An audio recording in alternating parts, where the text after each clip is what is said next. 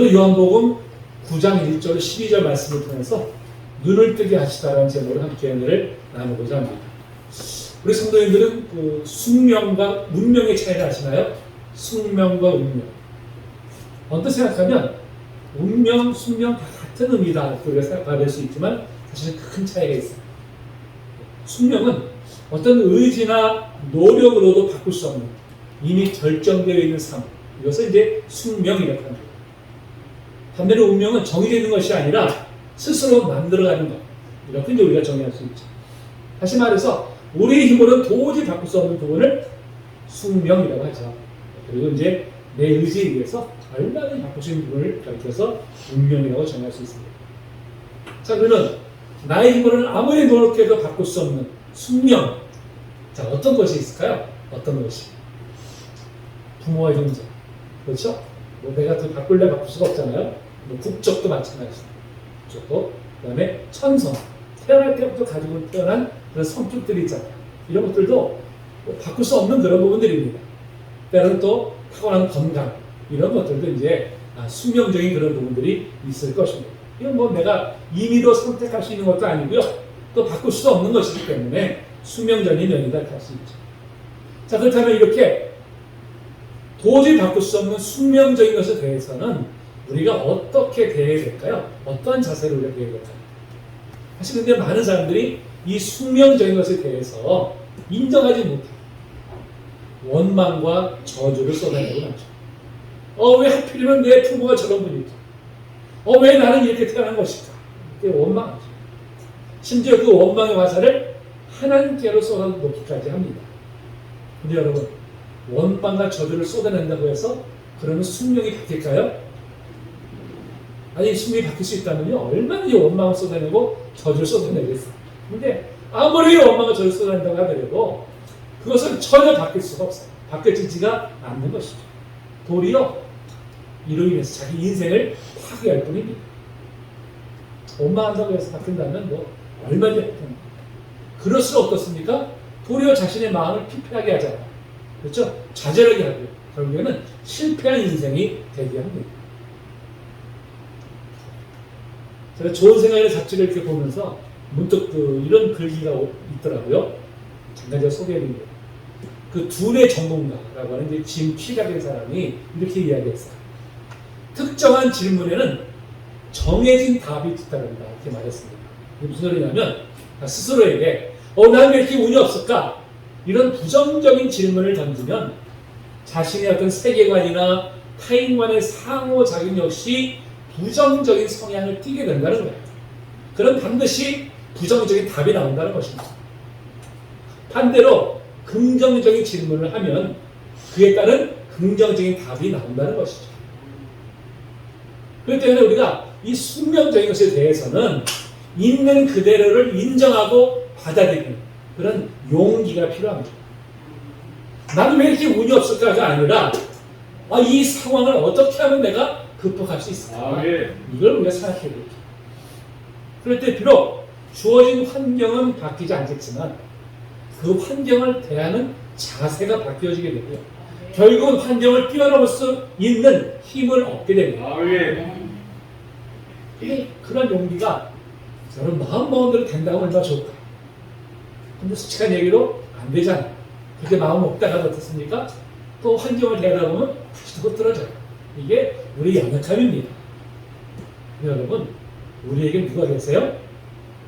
모든 것을 합력해서 선을 이루시고 인생을 바꾸시는 하나님이 우리와 함께 하십니다. 하나님을 의지할 때 우리 비록 어쩔 수 없는 숙명 앞에서도 원망과 저주가 아니라 감사와 기쁨이 넘치는 삶으로 변화되게 됩니다. 우리 모두는 다 예외 없이 자신도 어쩔 수 없는 숙명에 얽매여 있는 점들이 있을 거예요. 누구든 마찬가지죠. 우리 성도님들은 지금 그 숙명적인 대해서 어떻게 지금 대하고 계십니까? 숙명을 뛰어넘게 하시는 하나님을 인해서 감사와 기쁨이 넘치는 복된 삶이 되시길 주님의 이름으로 축복합니다. 자, 오늘 근데 오늘 본문에 보니까요, 누가 등장합니까? 맹이 등장.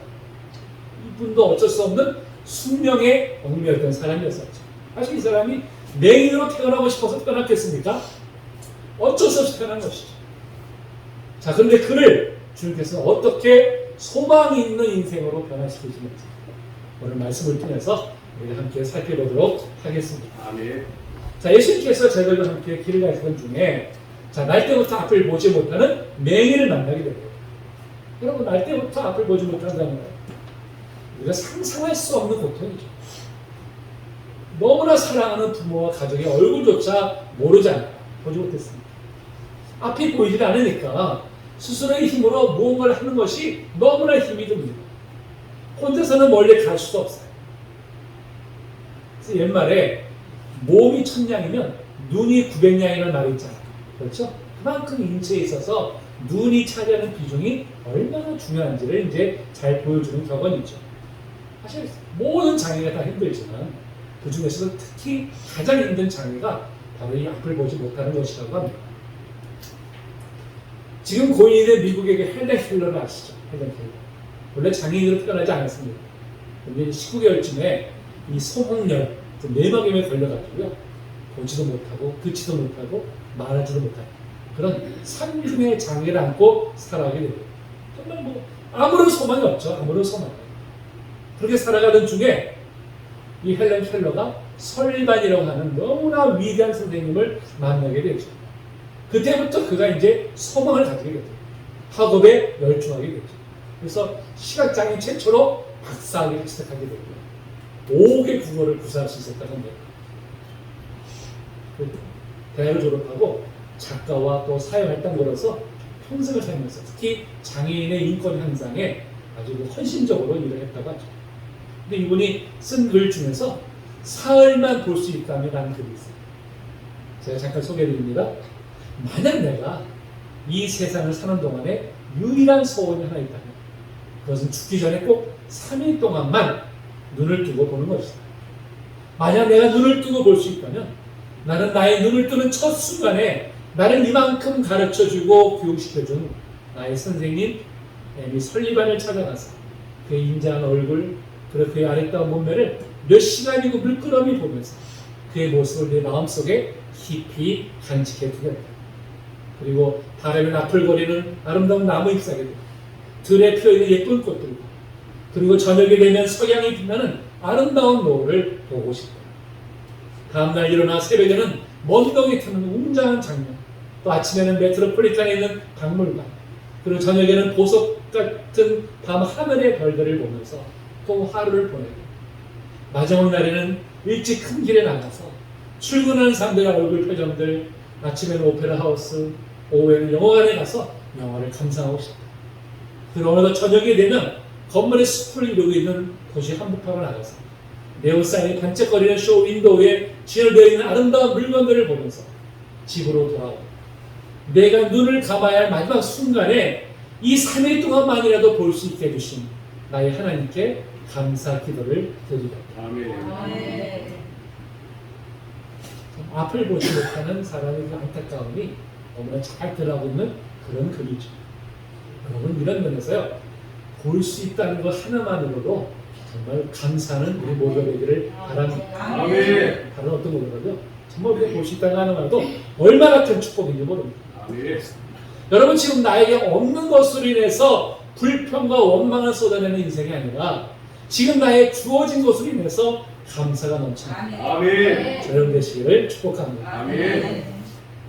자, 그럼 예수님께서 이 맹인을 보시면서 어떤 마음이 드셨을까요? 어떤 마음? 너무나 긍휼히 여기는 마음을 가지셨죠. 예수님은 그 누구보다도 그의 아픔을 아시고요, 공감하셨습니다. 자, 예수님은 어떤 분이십니까? 자, 한번 읽어볼까요? 자, 시작. 우리에게 있는 대제사장은 우리의 애탐을 공경하지 못하신 이가 아니요 모든 일에 우리와 똑같이 시험을 받으신 이로되 죄는 없으십니다. 아멘. 여러분, 두 번 부정은요, 강한 긍정, 강한 긍정. 그러니까 주님은 우리가 겪는 모든 아픔을 너무나 잘 보고 계십니다. 아멘. 그리고 우리를 긍휼히 여기신 분이십니다. 아멘. 불쌍히 여기신 분이십니다. 아멘. 자, 그렇다면 자, 지금 예수님과 동행하고 있던 제자들은 그럼 어떤 마음을 가지고 있었을까요? 어떤 마음? 자, 2절에 뭐라고 얘기합니까? 제자들이 물어 이르되 이 사람이 맹인을 난 것이 누구의 죄로 인함입니까? 자기 때문입니까? 아니면 부모 때문입니까? 지금 맹이된 게 누구 탓인지 묻고 있죠. 자, 저희들은 왜 이런 질문을 예수님께 한 걸까요? 무엇 때문에? 당시 유대인들은 이 장애를 가지게 된 것이 죄의 결과라고 여겼었어요. 죄의 결과. 그러니까 장애는 자신의 죄든지 부모의 죄든지 죄의 결과이기 때문에 하나님의 저주를 받은 것이다. 이렇게 간주를 했어요. 그래서 그들은 장애인에 대해서 불쌍히 여기기는커녕 죄의 저주를 받은 것이기 때문에 도리어 경멸하기까지 했었습니다. 그런데 예수의 제자들에 대해서 예외가 아니었던 거예요. 그들과 똑같은 마음을 가지고 지금 예수 앞에 이 질문을 한 것입니다. 자, 물론 그들이 그렇게 여기게 된 것에 대해서는 근거가 없는 것이 아니에요. 근거가 있어요. 이 말씀 살펴봅니다. 자, 읽어볼까요? 시작. 요한을 권위하시고 인자가 아니라 죄악과 허물을 사하시나 저는 결단코 사하지 아니하시고 아버지의 죄악을 자식에게 갚아 3세대까지 이르게 하리라 하셨나요? 자, 죄를 지어 어떻게 하신다 하나님께서 그 대가를 그 후손 3세대까지 치르게 하시겠다고 말씀하세요. 부모가 잘못을 범하면 그 자손이 죄의 대가를 치러야 한다는 것으로 해석할 수 있죠. 근데 여러분, 이 말씀과는 전혀 반대되는 상충된 그런 말씀이 성경에 또 있어요. 이 말씀 볼까요? 읽어봅니다. 시작. 공자는 그 영혼은 죽을지라 아들은 아버지의 죄악을 감당하지 아니할 것이요 아버지는 아들의 죄악을 감당하지 아니하리니 의인의 공의도 자기에게로 돌아가고 악인의 악도 자기에게로 돌아가리라. 아멘. 자, 에스겔 선지자는 자기가 범한 죄의 대가는 자기가 치를 것이지 그게 뭐 부모나 자식의 죄로 인해서 징벌을 받는 데는 없다고 분명히 말씀하고 있습니다. 자, 그러면 앞에 민수기의 말씀과 에스겔서 말씀과는 어떻습니까? 서로 상충되잖아요. 그렇죠? 그렇다면 아니 하나님의 말씀은 무오한데 아니 이렇게 모순되는 걸 보면 하나님의 말씀도 오류가 있는 것일까? 이렇게 생각될 수가 있죠. 근데 여러분 하나님의 말씀은 1.200도 오류가 없습니다. 아멘. 그렇다면 왜 이런 말씀이 나온 걸까요? 무엇 때문에? 당시에 가족 구조를 보면 이해할 수가 있어요. 지금은 이제 우리나라도 그런 관계를 볼 수 없지만 불과 몇십 년까지만 해도요 한 가족이 3세대를 이루는 가족들을 우리가 흔히 볼 수 있었어요. 할아버지부터 부모, 그 다음에 자식, 심지어 증손자까지 있는 그런 집안들도 사실 뭐 많았었습니다. 그렇죠? 지금 이스라엘의 당시의 사회 구조가 그랬었어요. 가족 구조가 보통 3세대가 함께 가족을 이루는 그런 대가족 제도를 썼습니다. 그럼 한 집안의 가장이 죄를 범하게 되면요, 그 가족 모두가 다 그 영향권 안에 들어가는 거예요. 영향권 안에 들어가서 그 영향을 받게 된다는 것이죠. 그럼 3세대까지 벌을 내린다는 말씀은요, 그런 영향을 의미하는 거예요. 여러분 그렇잖아요? 우리가 보통 이렇게 자식들을 보면 아유 저 녀석 하는 꼴이 꼭 지혜이야 이렇게 얘기하잖아요. 왜 그래요? 영향을 받기 때문에. 식생활 습관도 보면요, 대개 보면 그 집안에 식생활 습관도 다 대개 보면 비슷해요. 성격도 비슷하고 습성도 비슷하고 그래요. 왜 그렇습니까? 다 영향을 받았기 때문에 그런 거예요. 그러니까 지금 민수기의 말씀은 그런 영향권 안에 있기 때문에 그 영향권 안에 똑같은 죄를 범하게 된다는 그런 말씀이지, 그 부모가 죄를 범했다고 해서 그 자식에게까지 책임을 그런 의도의 말씀은 결코 아니라는 것입니다. 그런 면에서 하나님의 말씀은 상충되는 것이 아니고요, 모순이 없습니다. 아멘. 자, 그럼에도 이들이 누구의 죄 때문에 이런 장애를 입었는지 따지는 이유가 무엇일까요? 무엇 때문에? 자신들은 장애인이 아니기 때문에 우리는 죄인이 아니라 의인이라는 것을 드러내기 위해서 지금 이런 질문을 던지는 거예요. 당시 유대인들은 이런 의인의식이 아주 뿌리 깊게 자리 잡고 있었던 사람들이에요. 이런 사람의 특색이 뭘까요? 특색이 타인의 잘못을 드러내므로 자신의 의를 드러내는 거예요. 성경의 대표적인 비유가 있는데요, 바로 예수님께서 비유로 들었던 바리새인과 세리의 기도입니다. 자, 바리새인과 세리가 함께 성전에 올라가 기도하죠. 바리새인이 어떻게 기도했을까요? 읽어볼까요? 시작. 너희는 서서 따로 기도하여 이르되 하나님이여 라는 다른 사람들 곧 곳에 우리 가난한 자들과 같지 아니하고 이 세리와도 같지 아니함을 감사하나이다. 나는 일회에 2번씩 금식하고 또 소득의 11조를 드리나이다 하고 지금 바리새인은 기도를 어떤 수단을 갖고 있어요? 자기 의를 드러내는 자랑하는 그런 수단을 여겨요. 그러면서 한편으로 세리를 막 정죄하고 비판하잖아요. 왜? 그를 정죄 비판해야 내 의로움을 드러내니까. 그러니까 이런 기도를 드리는 거예요. 자, 반면에 세리는 어떤 기도를 드렸을까요? 자, 읽어봅니다. 시작. 세리는 멀리 서서 감히 눈을 들어 하늘을 쳐다보지도 못하고 다만 가슴을 치며 이르되 하나님이여 불쌍히 여기소서 나는 죄인으로소이다 하였느니라. 아멘. 여러분, 바리새인과 세리 중에 누가 하나님으로부터 의롭다는 받았습니까? 누가? 세리다. 그렇죠? 분명히 도덕적으로는 유대인이 바리새인이 훨씬 뛰어나요. 도덕적으로는. 그럼에도 불구하고 왜 당시 사회로부터 경멸 받았던 세리를 의롭다 하셨을까요? 무엇 때문에? 하나님께서 인정하시는 의인은 자신의 주인됨을 알고 하나님 앞에 겸손한 사람이기 때문에 그렇죠. 여러분, 하나님은 스스로를 의인이라고 여기는 사람을 전혀 기뻐하지 않는 사람. 그런 사람들은 어떻습니까? 교만으로 인해서 하나님을 의지하지 않아요. 내가 의로운. 근데 여러분, 우리의 신앙도 자칫 이런 바리새인과 같이 외식하는 신앙으로 변질될 수가 있습니다. 외식하는 신앙의 특징이 뭐예요? 무엇입니까? 자신을 의롭다 여기면서 다른 사람을 쉽게 판단하고 정죄합니다. 자신의 눈에 있는 들보는 깨닫지 못하면서 남의 눈에 있는 티끌을 빼내려고 해요. 그러니까 신앙생활이 오래돼가지고 겉으로 볼 때 좀 경건한 모습을 갖추어 나가게 되면 자칫 그렇지 못하다고 여기는 사람들을 향해서 긍휼한 마음이 아니라 정죄하는 마음, 정죄하는 모습, 그들을 바라볼 수 있다는 것입니다.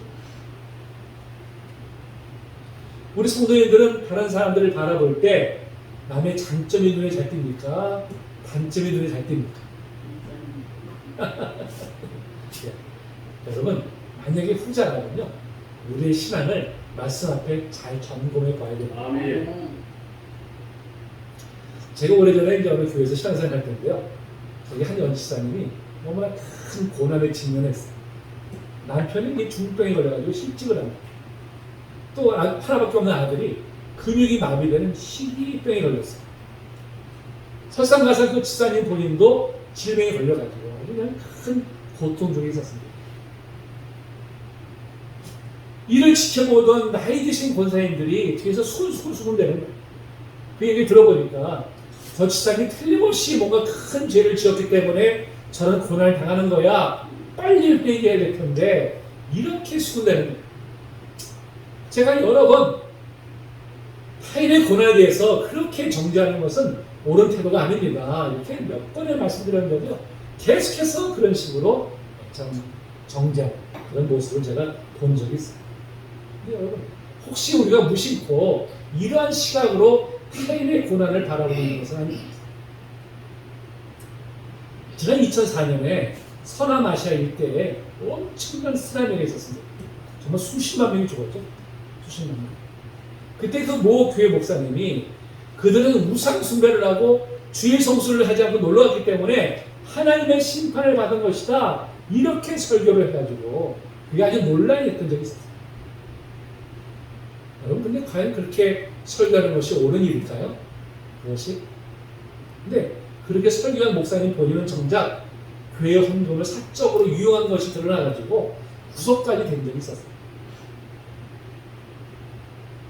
그럼에도 타인의 고난에 대해서 이런 식으로 정죄하는 것은 정말 자신의 잘못을 보지 못하면서 타인의 잘못은 크게 보고 이율배반적인 그런 모습이라고 할 수 있죠.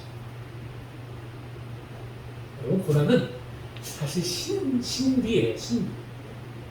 그 고난이 왜 생겼는지 그 원인에 대해서는 아무도 알지 못합니다. 오직 하나님만이 아세요. 근데 우리는 마치 내가 하나님인 것처럼 고난에 대해서 어떻게든지 해석하려고 해요. 그리고 어떻게든지 처방전을 내놓으려고 해요. 내가 처한 고난이든 타인이 처한 고난이든 하여튼 억지로라도 해석을 하고 의미를 부여하려고 합니다. 그러나 하나님만이 아시는 고난의 의미를 억지로 해석하려다가 여러분 어떤 일이 일어날까요? 욥의 세 친구들이 바로 그러했었어요. 그들이 욥의 처한 고난에 대해서 나름대로 해석하려고 하고 처방전을 내놓으려고 했습니다. 그러나 오히려 욥의 마음을 더욱 후벼파는 고통을 안겨다 주었을 뿐이죠. 자신의 고난에 대해서 억지 해석하려고 하는 그 친구들을 향해서 욥이 이렇게 말을 했어요. 한번 읽어볼까요? 시작. 이런 말은 내가 많이 들었나니 너희는 다 재난을 주는 위로자들이구나. 아니 위로를 하러 왔는데 뭘 줘요? 재난을 준다는 거예요. 오히려 상처에다가 솜을 푼다. 우리가 이럴 수 있어요. 내가 누군가를 위로한다고 하는 말이 오히려 상처에 솜을 뿌리는 이런 일을 우리가 행할 수가 있다고 하는 것입니다. 결국 하나님께서 누가 옳다고 판정하셨어요? 자, 뭐라고 말씀합니까? 내가 너와 내 두 친구에게 놓아노니 이는 너희가 나를 가리켜 말한 것이 내 종 욥의 말같이 옳지 못합니다. 그랬어요. 제 친구들은 나름대로 욥을 위로한답시고 와가지고 이야기를 했는데 그것이 하나님 앞에서는 결코 옳지 않은 말이었다는 거예요. 왜? 고난의 의미를 알지도 못하면서 지금 그걸 해석을 해가지고 처방전을 내려고 했습니다. 욥기를 자세히 살펴보시면요, 그 안에 욥을 얼마나 정죄하는지 몰라요. 여러분, 타인의 고난을 대할 때는요, 우리는 어떤 판단하거나 해석하려고 하거나 정죄하려고 하지 않냐고요. 오직 주님의 마음을 가지고 긍휼히 여기는 마음으로 위로 그를 위해서 기도해야 할 줄로 믿습니다. 자, 쟤네들이 이 사람이 맹인이 된 것이 누구의 책임입니까? 자, 묻자. 자, 예수님 뭐라고 대답하셨을까요? 예수님께서. 자, 3절에 보니까 이 사람이나 그 부모의 죄로 인한 것이 아니라 뭐예요? 그에게서 하나님이 하시는 일을 나타내고자 하십니다. 여러분, 이 말씀을요, 문자 그대로 해석을 하게 되면 하나님 어떤 뜻이 있으셔서 이 사람을 맹인으로 태어나게 하신 것이다, 이렇게 해석할 수 있어요. 여러분, 그건 잘못된 해석입니다. 자, 그러면 예수님께서 이 말씀하신 뜻이 무엇일까요? 자, 먼저 하나님이 하시는 일이 뭘까요? 하나님이 하시는 일 여러 가지가 있겠지만요, 무엇보다도 하나님이 하시는 일은 생명을 살리고 더 풍성케 하는 일입니다. 자, 예수님 바로 그 일을 위해서 이 땅에 오셨다고 말씀하고 있어요. 읽어볼까요? 자, 시작. 내가 온 것은 양으로 생명을 얻게 하려고 더 풍성히 얻게 하려는 것이라. 아멘. 예수께서 이 땅에 오신 목적도 생명을 살리고 풍성히 누리게 하기 위해서 오셨습니다. 그러니까 하나님은 바로 이 생명을 살리고 풍성케 하는 일을 바로 우리들을 통해서 이루기를 원하십니다. 그래서 예수님께서 자, 그에게서 하나님이 하신 일을 나타내고자 하심이라고 하신 것은 일부러 하나님께서 그를 어떤 뜻을 가지고 맹인되게 하시다는 뜻이 아니에요. 그 고난의 의미에 대해서, 원인에 대해서 억지로 해석하려고 하지 말고 고난 중에 있는 사람에게 하나님이 원하시는 일을 행하라는 것입니다. 그 고난 중에 있는 사람, 어려움에 있는 사람을 가서 그를 위로하고 하나님의 사랑을 가지고 그를 돕고 그를 살리는 그런 일을 하는 것이 그의 하나님의 뜻이지, 판단하고 해석하고 정죄하는 것이 그것이 우리가 해야 될 일이 아니라는 것입니다. 바로 예수는 그런 의도로 이런 말씀을 하신 거예요. 우리가 그리스도인이라면 고난에 있는 사람이에요. 당신은 뭔가 푼 것이 제일 좋게 될 거야. 빨리 내게. 우리는 그를 위한다고 얘기하는 거예요. 근데 그게 오히려 그 사람의 상처를 줍니다. 그래서 저는 늘 건면하는데요, 여러분, 고난 중에 있는 사람에게요, 하나님께서 당신을 크게 쓰시려고 이러는 거야, 제발 그런 말씀 하지 마세요. 제가 과거에 엄청난 고난을 겪을 때 목사님 오셔서 그 말씀 하시는 거예요.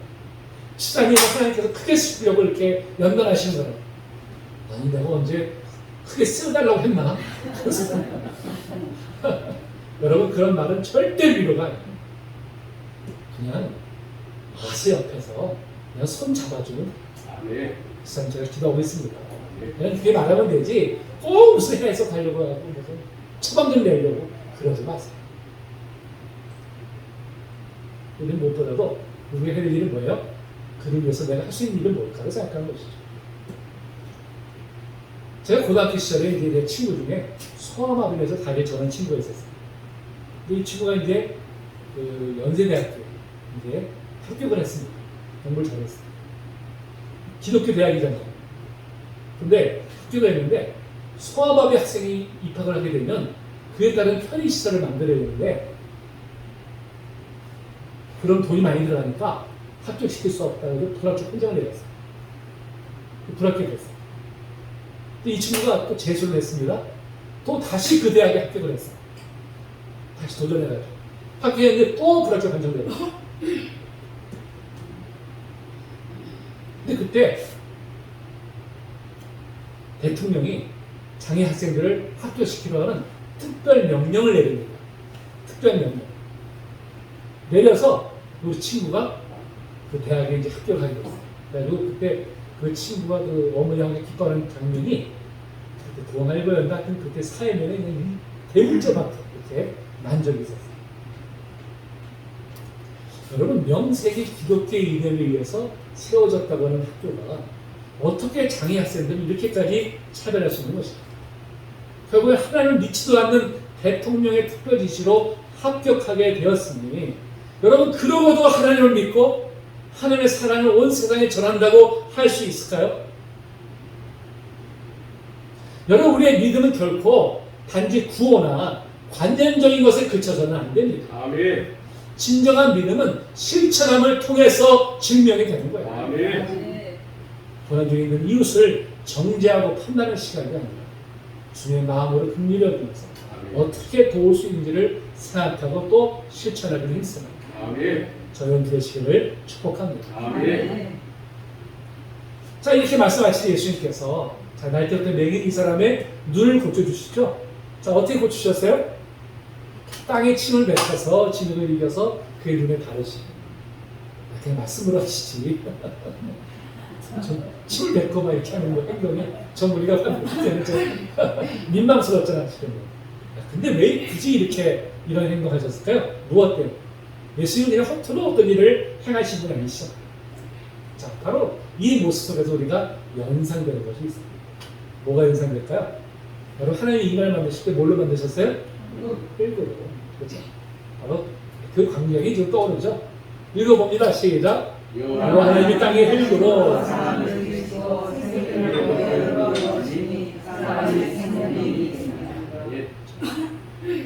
땅의 흙으로 사람을 지었습니다. 생명을 주셨습니다. 예수님은 바로 이 퍼포먼스를 통해서 바로 생명이 없는 같은 삶을 살았던 이 맹인에게 바로 생명을 주신 바로 그런 창조 행위를 하신 거예요. 아멘. 자, 그 다음에 이제 실로암 연못에 가서 씻으라고 말씀하시죠. 실로암은 번뇌를 받았다라는 뜻을 가지고 있습니다. 근데 이 단어가 실로라는 단어를 근간으로. 자, 실로가 무슨 뜻일까요? 실로. 자, 야곱이 임종 전에 12아들을 불러서 축복하잖아요. 축복할 때 특별히 유다에게 이런 축복했습니다. 읽어봅니다. 시작.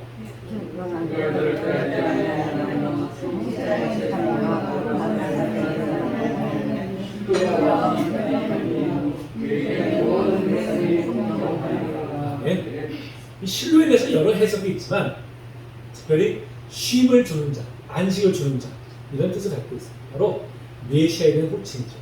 예수님께서 이 맹인에게 진흙 이겨 눈에 바르고 신랑 연못에 가서 씻으러 가신 것은 바로 자신의 말로 오심을 약속했던 바로 그 메시아이심을 알게 하는 거예요. 아멘. 여러분 이제 이렇게 이제 명하신 것이죠. 자, 이 맹인이 자 예수님 말씀에 순종해서 신랑 연못에 가서 눈을 씻었을 때 어떤 일이 일어났습니까? 어떤 일이? 그 눈이 번쩍 띄어지는 그런 역사가 일어나고 있습니다. 아멘. 여러분 믿음은 듣기만 해서 역사라는 것이 아닙니다. 순종할 때 일어나요. 아멘. 말씀에 순종하기 힘쓰시기 바랍니다. 아멘. 자 이제 그토록 보고 싶었다. 사랑하는 가족의 얼굴을 볼 수 있게 되었습니다. 길가에 피어있는 아름다운 들꽃을 볼 수 있게 되었습니다. 호수 위를 날아다니는 멋진 새의 모습을 볼 수 있게 되었습니다. 너무나 고귀한 성전과 웅장한 왕궁도 볼 수 있게 되었습니다. 그 심정이 어땠을까요? 그 심정. 우리가 뭐 상상할 수 없는 심정이죠. 뭐 우리가 말로 표현할 수 없는 심정입니다. 그토록 눈이 열리기만을 고대했으면서 한편으로는 나 꾸밀 거야 하며 자신을 다독거려만 했던 바로 그 나라. 정말 기적적으로 눈이 열려서 모든 것을 볼 수 있게 됐습니다. 그 기쁨은 뭐 어떻게 말로 다 표현할 수 있었겠어요. 너무 기뻐서 성주 오늘 본문에 표현 안 됐지만 뭐 여기저기 막 뛰어다녔을 할렐루야 하나님을 찬양하면서 뛰어다녔을 것입니다. 당사자는 어떻게 했어요? 그의 가족들, 그의 친구들 정말 경악을 금치 못하면서 함께 기쁨을 나눴을 것입니다. 주변에 그를 아는 모든 사람들이 찾아와서 함께 축하해 줬을 거예요. 우리처럼 우리 주님을 만나면 바로 숙명까지도 뛰어넘는 축복을 받게 됩니다. 아멘. 하나님이 모든 환경을 다 바꿔주시면서 하지만 바꾸지 않으시더라도요 환경을 이겨낼 수 있는 힘을 주십니다. 아멘. 우리 승리케 하세요. 아멘. 저는 온전히 믿고 의지할 때 숙명을 뛰어넘는 복된 삶을 살게 될 줄로 믿습니다. 아멘. 자, 근데 이 맹인이 눈을 떴음에도 선뜻 믿지 않으려는 도리들이 있었죠. 9절에 보니까 뭐라고 합니까? 9절에 이게 안 되고요. 자, 어떤 사람은 그 사람이라 하며 어떤 사람은 아니라 그와 비슷하다거늘. 자, 명백하게 맹인이 눈을 떴잖아요. 그런데도 이걸 의심하는 이유가 뭘까요? 의심하는 이유. 자, 이 사람이 눈을 뜬 것을 인정하게 되면 뭘 인정해야 될까요? 그의 눈을 뜨게 하신 예수님의 말로 하나님이 보내신 바로 그 메시아구나 하는 것을 인정할 수밖에 없잖아요. 그러니까 어떤 경우에도 예수님이 메시아 되심을 인정하고 싶지 않으니까 이 맹인이 눈을 떴음에도 불구하고 그것조차도 또 인정하지 않으려고 하는 거예요. 의심하는 거예요. 사람이 이렇게 그릇된 신념에 사로잡히면요 명백한 사실조차 이렇게 부정하게 됩니다. 이렇게 막 사람들이 의심하니까 어떻게 해요? 그 맹인이 내가 바로 그 사람이다. 이렇게 내가 바로 그 사람이다. 이게 성경 보면 한 번밖에 기록 안 되어 있지만 반복적인 말이에요. 반복적인. 아유 내가 그 사람이야. 내가 그 사람. 내가 바로 맞아. 좀 믿어. 이렇게 지금 이제 그 사람이 이제 이야기를 한 것이죠. 아니 세상에 그동안 그 큰 고통을 겪었던 사람이 눈을 뜨게 되면 함께 기뻐하고 축하해야 마땅한 거예요. 그 앞에서도 어떻게든지 그걸 인정하지 않으려고 하는 바로 그 무리들. 그릇된 신념이 바로 그들의 마음을 이렇게까지 황폐하게 한 것입니다. 바로 그래서 우리가 바른 진리 안에 거하기 힘써야 됩니다. 아멘. 우리가 바른 진리 안에 거하지 못하고 그릇된 신념에 사로잡히면요 사람이 이렇게 도리를 잃어버립니다. 황폐하게 됩니다. 여러분 지금 우리는 이웃의 고통을 함께 짊어지고 그 생명을 풍성케 하시는 자, 주님의 그 마음 우리가 지금 가지고 있을까요? 아니면 이웃의 고통을 긍휼하기보다는 도리어 판단하고 정죄하는 시각으로 우리가 바라보고 있을까? 이웃의 고통을 긍휼히 여기면서 생명을 풍성케 하시는 주님의 일에 도구로 쓰임하여 저 여러분 되시기를 주님의 이름으로 축복합니다. 아멘.